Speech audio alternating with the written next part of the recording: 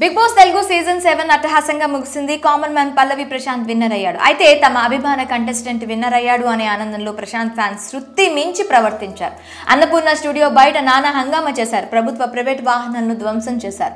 Amardeep fans పల్లవి Prashanth fans కి మధ్య పెద్ద గొడవ జరిగింది. ఈ గొడవకు సంబంధించి పోలీసులు కేసులు కూడా నమోదు చేశారు. అభిమానం పేరుతో మితిమీరి ప్రవర్తించారు.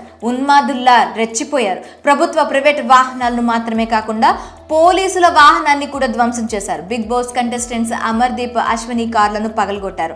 గీతు రాయల్ కార్ను ధ్వంసం చేశారు. 6 ఆర్టీసీ బస్సుల అద్దాలు పగలగొట్టారు.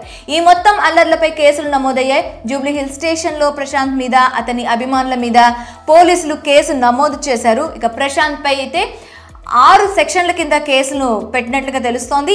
ఈ బిగ్ బాస్ అల్లర్లకు సంబంధించి పోలీసులు అరెస్టులు షురూ చేశారు. తాజాగా ప్రశాంత్ ఇద్దరు డ్రైవర్లను కూడా నిందితుల జాబితాలో చేర్చారు. A4 గా ఉన్న సాయి కిరణ్, A5 గా ఉన్న రాజులను పోలీసులు అరెస్ట్ చేశారంటున్నారు. పోలీసులు వద్దని వారించిన ప్రశాంత్ చెప్పాడని రెండోసారి కార్లను అన్నపూర్ణ స్టూడియోస్ దగ్గర తీసుకువచ్చిన ఇద్దరు డ్రైవర్లను పోలీసులు అరెస్ట్ చేశారు. అంతేకాకుండా ఈ అల్లర్లకు సంబంధించి బాధ్యులైన అందరినీ తప్పక అరెస్ట్ చేస్తామంటున్నారు. ఇప్పటికే పోలీసులు సీసీటీవీ ఫుటేజ్ వీడియోలను జల్లెడ పడుతున్నారు. అన్నపూర్ణ స్టూడియో బయట డిసెంబర్ 17న పరిస్థితి అదుపు తప్పే ప్రమాదం ఉందనే పోలీసులు ముందుగా బిగ్ బాస్ యాజమాన్యానికి సమాచారం ఇచ్చారంట. అందుకే చాలా సేపు ప్రశాంత్ ను బయటకు కూడా పంపలేదట. తర్వాత మెల్లగా ప్రశాంత్ ను వెనక వైపు నుంచి పంపేశారు. కానీ ప్రశాంత్ మాత్రం వెళ్ళి తిరిగి అన్నపూర్ణ స్టూడియోస్ దగ్గరకు చేరుకున్నాడు.